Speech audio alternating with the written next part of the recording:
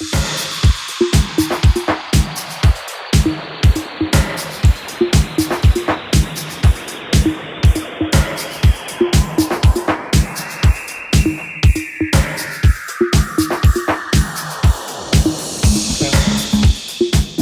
everyone, I'm Katie Knight and welcome to Can You Put Me on Guest List, the podcast that interviews some of the most interesting and successful professionals in the dance music industry.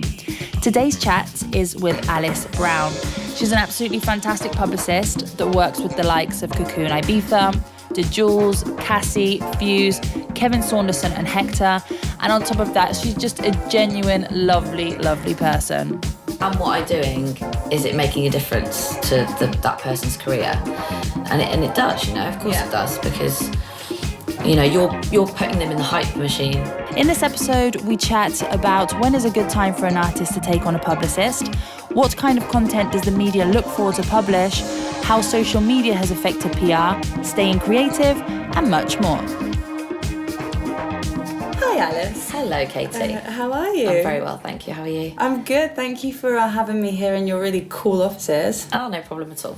It's nice to see you. I haven't seen you for a while. It's always good to see your face. I know. It's nice to see you in England. I don't think I've ever seen you in England. No, I've always been in Ibiza or Amsterdam. Yeah, it's true. It's nice. This is nice. The international lives we lead, yeah. hey?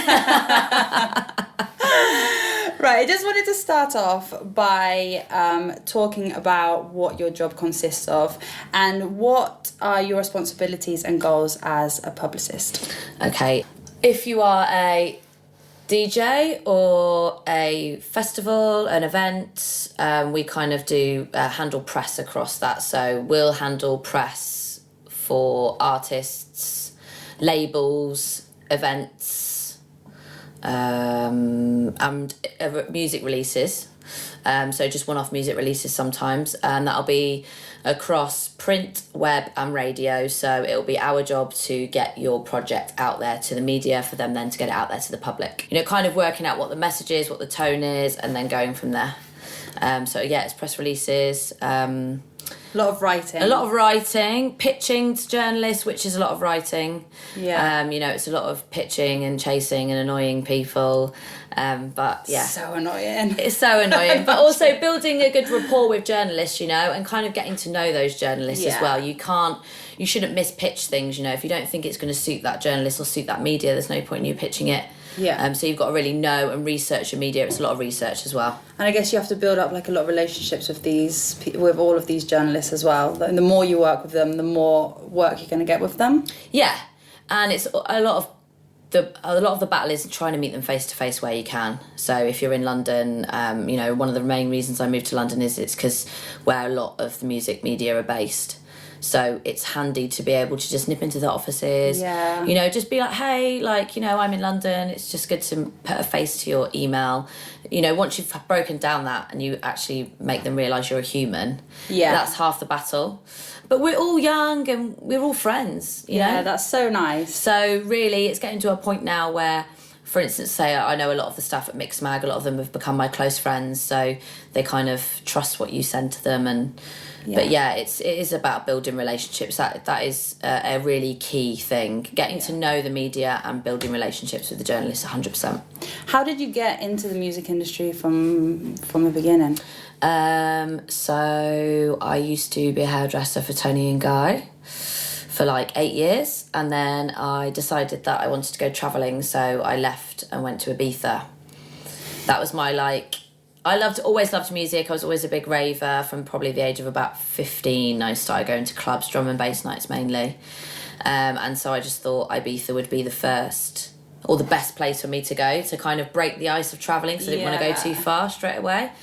A lot of my friends were like, oh, it's, you know, really drum and bass, really house music orientated, like you won't like it. But I just went to all the interviews and ended up working with Pasha, being on their PR team. So I got quite a good job. Oh, amazing. Because I guess then was like more, it was kind of just the 5 clubs then, or 6 clubs then, you know, like the 2 in St Anne, which is Paradise and Eden, and then Amnesia Space, Pasha and Privilege. So what year is this? This is 2010. Okay.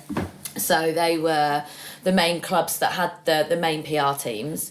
So yeah, went through a few interview processes and yeah, ended up on a job for them.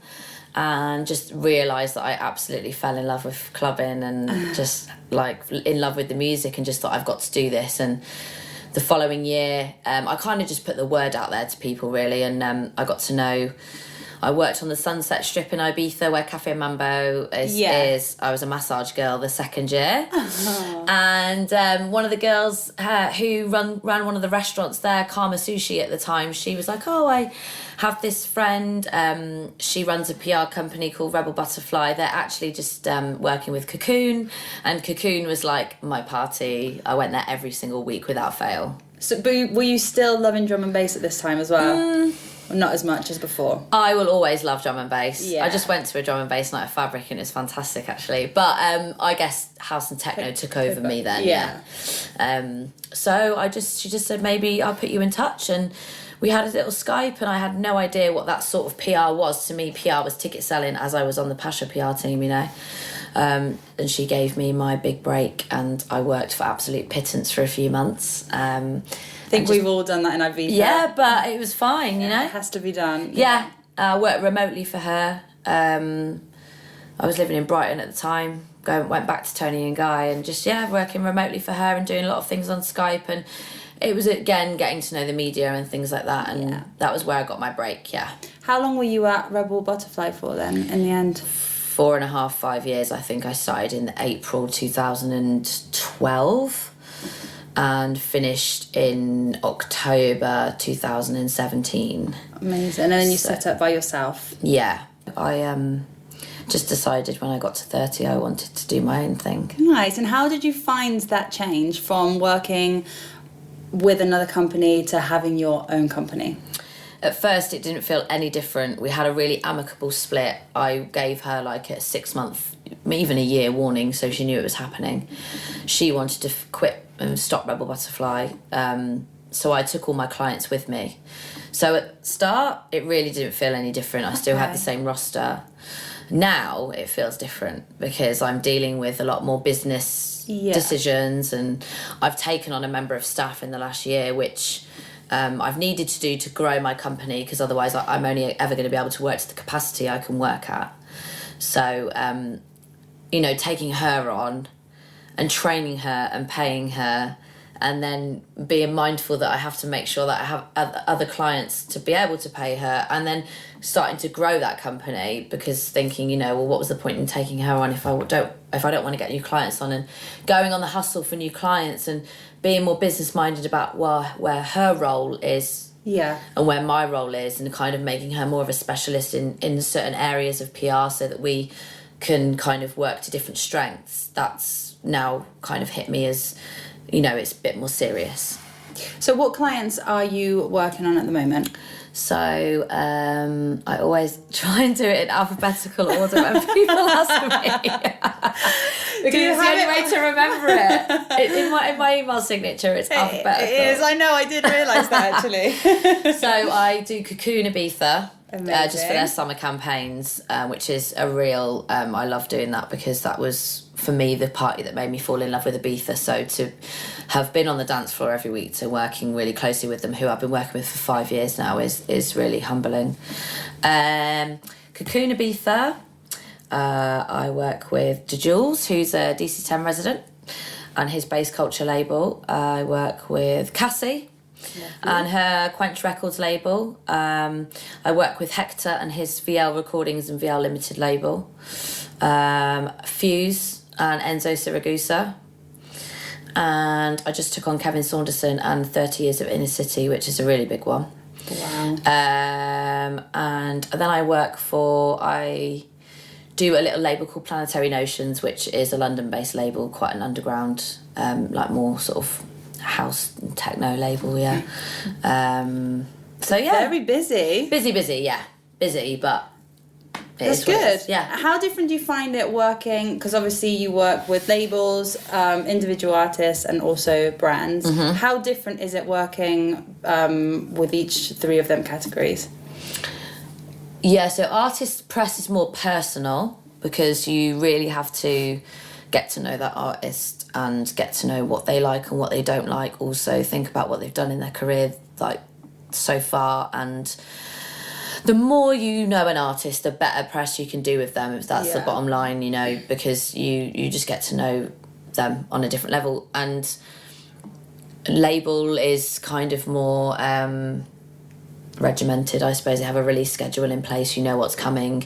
You get to work with different artists because they are releasing on that label. Brands, again, is bigger. It's a bigger project. You tend to work with many more artists. Brands is generally more so with events. Event press is getting a bit harder, to be honest, because a lot of media naturally are asking for budget, which is totally cool because they need their budget. You know, a lot of media are shutting down, a lot of print press is shutting down, so, you know, they rely on their advertising spend. So event press is probably the hardest, I would say, because you really have to find the new angles and the new ways and kind of get a bit of a media partner on board and stuff, you know, to kind of, for it to work in your favour.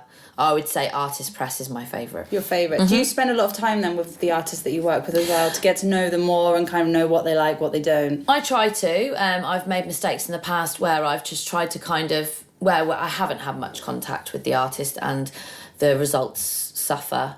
I guess it wasn't really a mistake. It's just, you know, that's just the way it goes. Not a lot of artists want to talk to their publicist on a daily. You have managers that they tend to be the middlemen.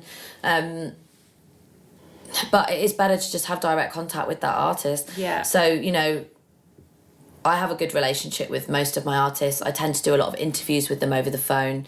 Not a lot of media tend to do phone interviews anymore. So I tend to get the questions and do them over the phone with the artist, particularly with Enzo, particularly with Cassie. Just because it's just easier for them and easier for me. And that's kind of where I get to know them a lot more. Because you just end up chatting to them and getting answers on a different level. So yeah, and I try and always see them in London if they're playing in London. Just always instigate meeting up for lunch with them. Generally talk to them on WhatsApp more than I do over email because you get quicker answers over things. So yeah, you just get to know them on a more personal level that way. What do you look for in an artist or a brand or a label before you take them on? Because I guess you don't take anybody on. No, they have to have the ammo. So if they've got a backstory, that's always amazing. If they've got a good legacy, a good history, or, you know, they've built up a good reputation, I would always kind of look what they've done over the last year at least to kind of have that as ammo. But then they have to also have forthcoming ammo. There's no point in taking someone on who is just has just had a great year but doesn't really have anything else coming up. Yeah. The music industry is becoming really oversaturated and very competitive, so they have to have stuff going on for you to continue doing what you can do. You know, my job is to put that project out there. If there's no project existing, then there's no point. So yeah, it's good to kind of make sure that they've got stuff going on, really, whether it's releases or good gigs or they've got their own label or party concept. And they have to just be at more of an exciting stage. If you know, it's good to build a new artist, and new artists are always great to build if they've got stuff going on, you know. So they have to have that ammo. When do you think it is a good time for an artist to say, I'm gonna find a PR agency to work with? I think if they can kind of feel it themselves that there's a buzz around them. Yeah. I guess they've just had a great year of gigs. And they've got music that needs pushing out there. I think a lot of it is musical output now, which, you know, they tend to get more bookings that way. So yeah, if they've got a steady release schedule, I would say, you know, say they've been busy in the studio the whole of January and they've set up their releases for the year, and it's like, right, okay, I need someone to talk about this. I would definitely say that release schedule is a good one. How has social media affected PR? I guess in a way that a DJ now has to pay even more money for extra arms on their career. So I guess a DJ would be paying a percentage to their booking agency, a percentage to their management, a fee to their publicist, and then they have to then have a feed to their social media. So I guess some of them may think about cutting one or the other out. Yeah. But there has to be that ammo there, and generally it's press that gets put out on the social media, so it's better to have the two. Socials is different, you know, and I think it benefits a DJ to have both if they can, especially if they have a strong presence and they've got a lot of things going on. Yeah. Is it harder for you as a publicist as well? Because before maybe there was like the big platforms, but now there's just like so many pages, especially online, and there's like just Instagram platforms where they'll, I don't know, like Techno Bible, stuff like that. It's not just them. I mean, 4 I or guess 5 big outlets. I guess what we do bleeds into social media, because I will say, if for instance there's been a wicked event that I've just done the PR for, and there's loads of good photo content from it, I will then send it out to a few media and just be like, look, you know, can you pop this photo on your social media? Yeah. Generally, if you've got a relationship with them, or the brand or the event already has a relationship with them, then that kind of bleeds through. What's the hardest part of your job? To stay creative. Really is hard, because I guess there are a lot of PR companies out there, but there are a lot of DJs out there, and so you're always getting hit up for work. You have to make sure that you aren't oversaturating your calendar, treading on your own toes, working with too many similar artists, because you're going to end up treading on your own toes. So, you know, if you're working like 30 events, how do you expect them to all be covered fairly? Yeah. The media, there's not enough media out there to be, you know, covering that many events. So you have to be mindful of your clientele. I guess that's one thing that is I would say is a hard task, and to not oversaturate your brain so that you're not overwhelmed, because no creativity does not come from pressure or from being overloaded. Yeah. You have to really allow yourself that time to step away, breathe, and work on one project at a time. I always try and go on holiday at the end of the year. I always try and do it over Christmas, because it's just an easier time to go away and switch off. Do you just completely close down? I did this year, yeah. So I just gave my clients like a month or 2 warning and just said, these are the dates I'm going to have off. I luckily have Amy, who works with me. She took you know, the reins of a few projects that were ticking over, but generally the media tend to shut down. Yeah. You know, and they don't come back until, say, 3rd, 4th of Jan. They shut down on, say, the 19th, 18th of December. So really you've got that like 2-week period where not a lot's happening anyway. Yeah. And you can just be on your emails if you need to just check in once a day, but I just shut down this time, and I took a real step away from dance music and just had a normal holiday. It's needed though, isn't it? Yeah, it is. And it's made me come back a new woman. I feel like my ideas are just there again. Yeah. Whereas, you know, it is really hard to stay creative. How are you expected to stay creative when your work never switches off? And there's absolutely no way you're having a summer holiday, because everything's kicking off in the summer. So and you come away from the summer and you're like, oh my god, like that was so overwhelming. You need to be able to step away. But DJs understand that themselves. They need to switch off, because how are they meant to stay creative? Yeah. You just have to have honest conversations with your clients and just be like, you know, I need to switch off. I'm having like 4 days off, or you know. I've started meditating 10 minutes every morning. Good, that's good. Yeah, I've heard this is good. I need to start doing that, really. It's so good. You know, at first I was like, this isn't going to do anything to me. I don't think this is going to help. But it's made me so much more creative, and yeah, just so many new ideas are coming up. It's been really good. Yeah. It's only 10 minutes every day. That would be like 10 minutes that I would be like looking through Instagram or on Facebook or something like that. So it's really good. Yeah, I guess I wouldn't mind meditating, but I'm very it's very hard for me to switch my brain off. I'm always ticking. I've tried yoga before. I do it in the morning though. Yeah. Before I open my laptop, I'll just sit down for 10 minutes and just close my eyes. Yeah. Yeah, my boyfriend laughs at me. He's like, "What are you doing?" But I guess do you have a proper switch off from that? My mind does wander. I can't say that for the whole 10 minutes I meditate, because I don't. My mind does wander, but it does help. I think a lot of the music industry are getting into this more mindfulness way of life, whether it's yoga, eating well, not overdoing it on the raving. I know. I think that's another thing as well, because like obviously we don't have a 9 to 5 job, and some days it could be working all day, and then you have to go to an event, and then you're working the next day. Like it is hard to and we all love a rave. Let's have it right. We do. none of us have come into this because we haven't been on a dance floor. Exactly. So, you know, like something's got to give at some point, and as you get a bit older and your responsibilities get bigger, you have to realise that you cannot go clubbing every weekend and burn the candle at both ends all the time if you want to survive. And it's competitive, so you have to make yourself stand out. Yeah.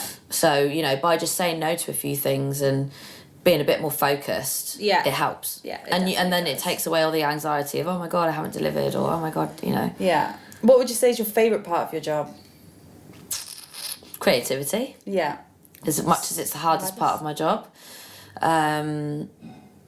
Just a chance to be creative, and just for me, it's important for me to make a mark on people's careers, and whatever we do, it helps. You know, if I've worked with a few labels from the very start, and it's nice to see them grow, and it's good to see the return and speak to the DJ, and, you know, speak to the label managers and be like, you know, is this selling? Is this working?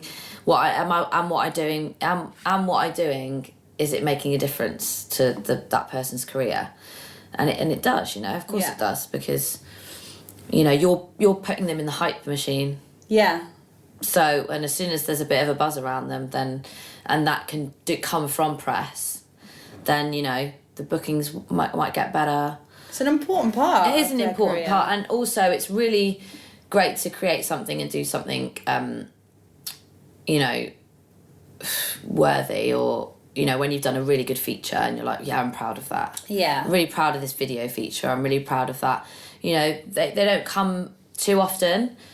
Cover features as well. You know, when you get a cover, it's like, yay. And you've got that, and it's a great collaboration between you and the media. You know, it's not just kind of, do you want to do this interview? Yeah, okay then, here are the questions, send the answers, done. It's like, okay, so let's get the photographer. How do you want this photo shoot to be? You know, like, it's more of a creative process. Yeah. Talking about the subjects and watching it build, and, you know, like even just going on press trips. I did a really, really cool feature with Hector, where we went over to Mexico, to Guadalajara, where he's from. We took Mixmag over.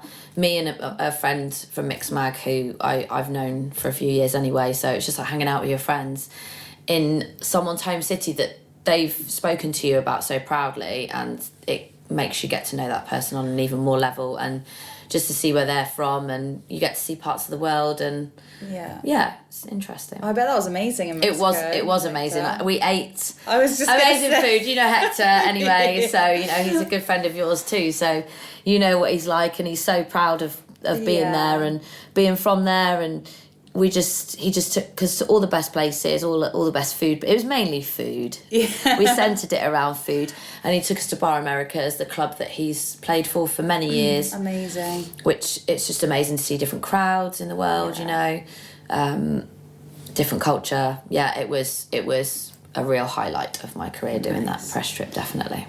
What advice would you give somebody that would like to pursue a career in PR? It's not easy. It's a hustle. Be prepared to get your hustle on. Yeah. And just do it with the right intention. Like, you know, don't be focused on money. Not a lot of artists out there have got a lot of dough, you know, so you have to be prepared to just... There are passion projects and things you do for money, and you know, you just have to be able to see the potential in everyone you're working with. So just make sure that you have a good viewpoint on all sides of it, and not just be like, oh yeah, okay, I'll take this artist on, you know. Try and like look at it from different perspectives and be like, okay, well, is this marketable? Is this going to work? Because you kind of get defeated when you're not getting the results you want, and it's not necessarily always your fault. It's just not the right time for the artist, or it's not the right time for you to be working with that person. So just make sure that you're doing it with your eyes open. Yeah. What would be one of your favourite projects or clients that you've worked on? I guess, I mean, I can't really single out a favourite. There's been so many great ones over the years, and obviously not to offend anyone, it's important to enjoy working with all of your clients.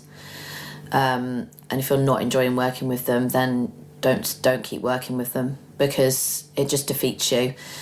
A lot of, you can feel defeated if you're working with the wrong client, because you might not be getting on with them, you might not be getting the results you want. And I guess Cocoon was quite a pinch yourself moment for me, because I honestly was on that dance floor every week. I used to pay. I know you were. I used to take my NIE to Amnesia and pay half price to get in.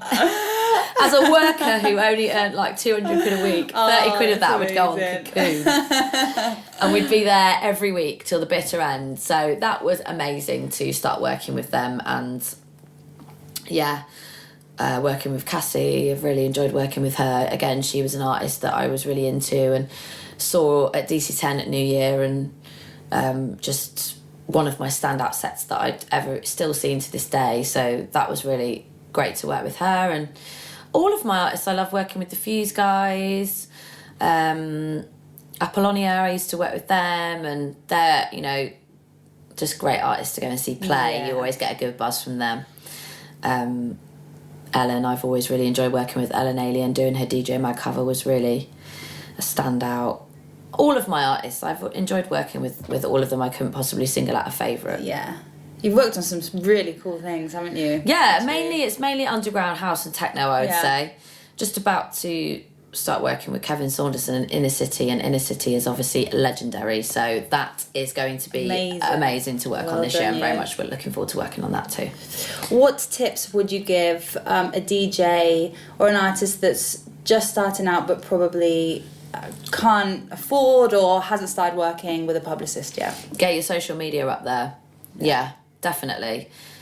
Just really take the time you can manage your own social media. Yeah. And that is a landing page for you. And so if you make a good social media page and, just take lots of video content, and I guess maybe get your music out to the right DJs if you're on the DJ circuit, just make sure you're handing out your promos to the right DJs, getting them played, and just building up good relationships and good rapport with other DJs and like-minded DJs like yourself, and the rest will fall into place, I imagine. Alice, thank you so much. Yeah, thank you. That was really, really interesting. Yeah. I loved having a chat with you. Good, I'm glad. And good luck with all your new projects. Good luck with your new podcast. Thank you. Thank you so much. Thanks. Bye.